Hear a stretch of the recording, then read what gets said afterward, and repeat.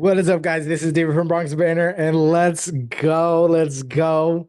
Oh my gosh, I'm so hyped. I was not expecting this, but the Yankees traded for Devin Williams in exchange for Nestor Cortez and Caleb Durbin. So there's a lot to unpack here. I'm not sure if you guys probably seen many other content creators already talking about Devin Williams and the trades and how incredible he is. For years, actually, Yankee fans have been sporadically talking about how we would love to get a guy like either Emmanuel Clase or Devin Williams, and we got Devin Williams. He's arguably the best closer in baseball.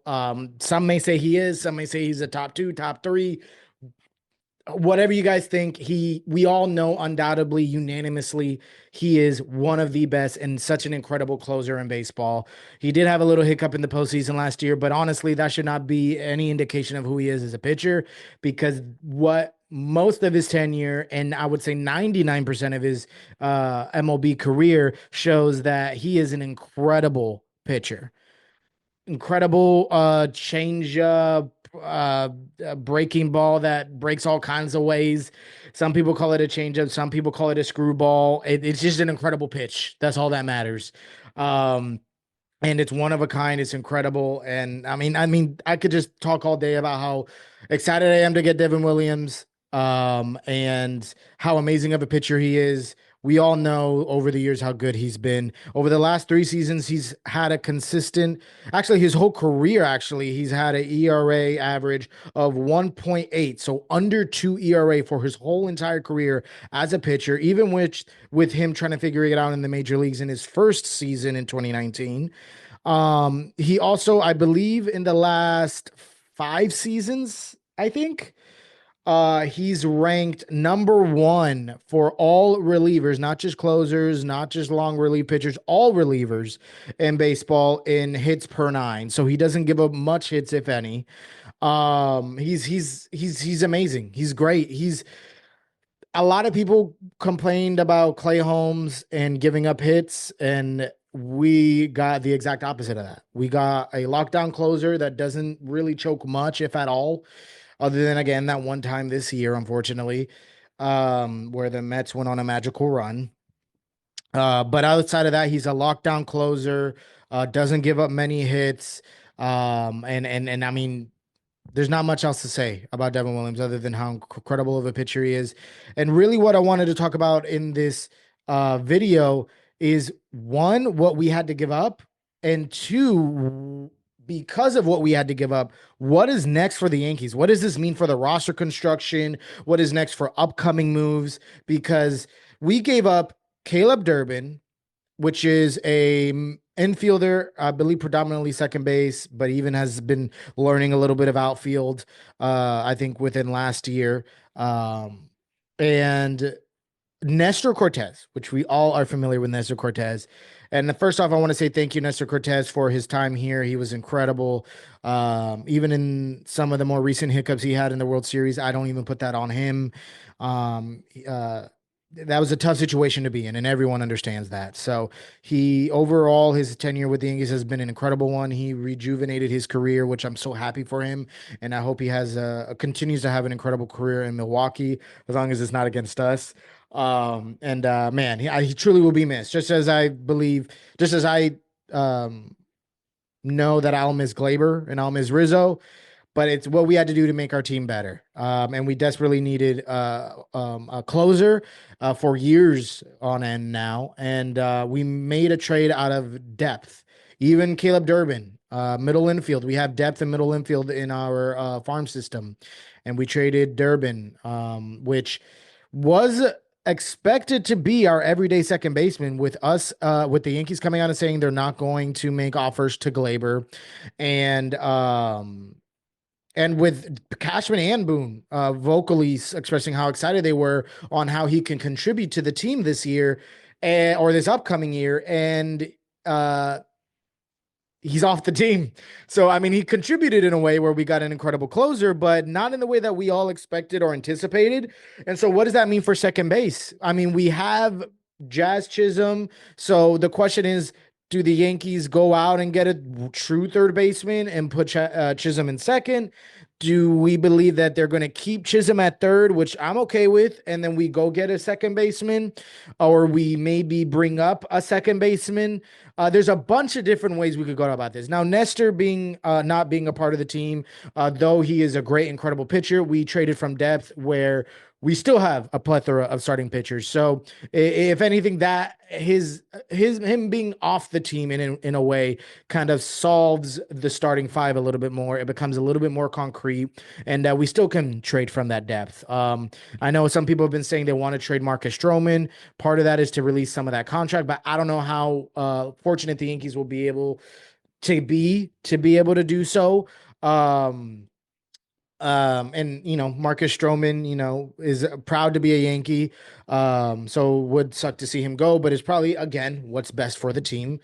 But beyond that, Caleb Durbin is the real uh wrench in all this. It really stirs up a bunch of questions because are we going to move Jazz to second? And then are we going to go a little more aggressively after Bregman?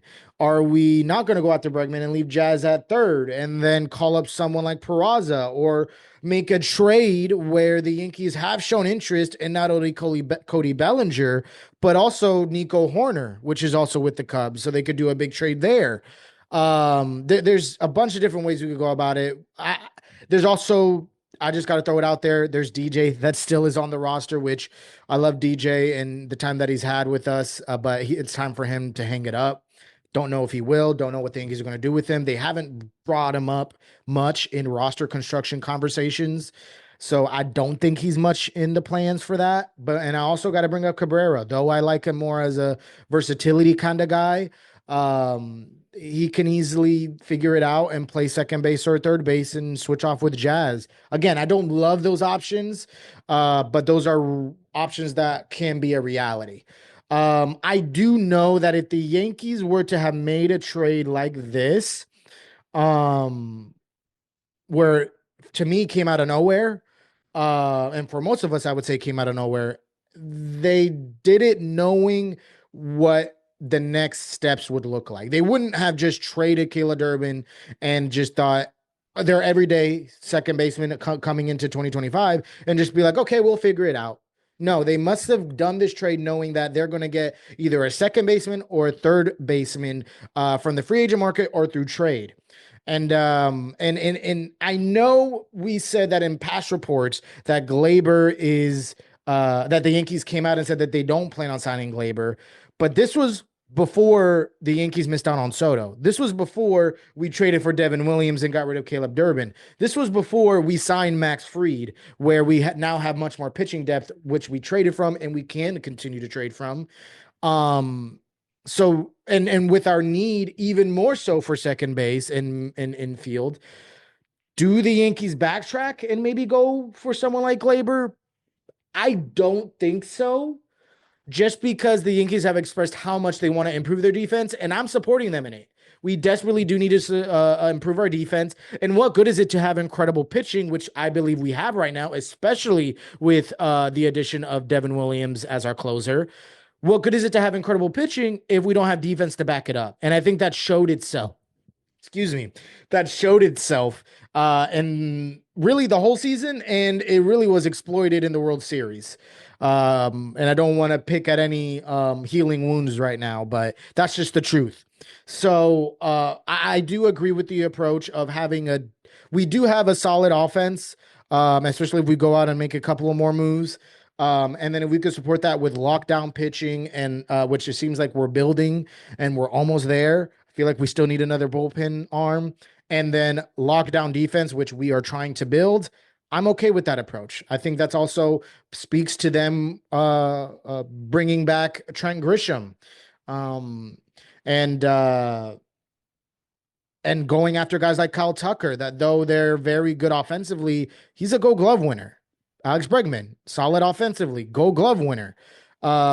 Christian Walker, good offensively, but most importantly, he's a Gold Glove winner. So we see where there's an emphasis in that. Now, again, like I said, we could also call up someone like Peraza and finally give him a full shot. There's so many options the Yankees could go about it. What do I want? Now, what I want is, no offense, I don't think Bregman is going to be worth the money that we give him personally. Um, because his swing is, again, a lot of people have been saying this, but his swing is better for the Crawford boxes, not for the large left field that we do have in Yankee Stadium. So I feel like his power numbers will go down. His average last season didn't look too great as is. I think it was in the 250s, 260s. I could be wrong. Um, and so he's okay. He does the job. He's already in his 30s.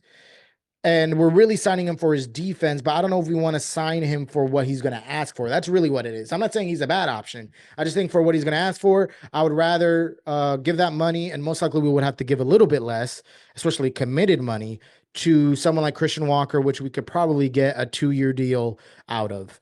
Hopefully a 2-year deal out of. And then if we could do that, then I would say maybe I would be more open to calling up Peraza than signing Bregman. I know that may be shots fired, but the reason why I say that is that if payroll is a concern, then we can sign. I would rather sign Christian Walker, because first base to me is more of a hole than third base.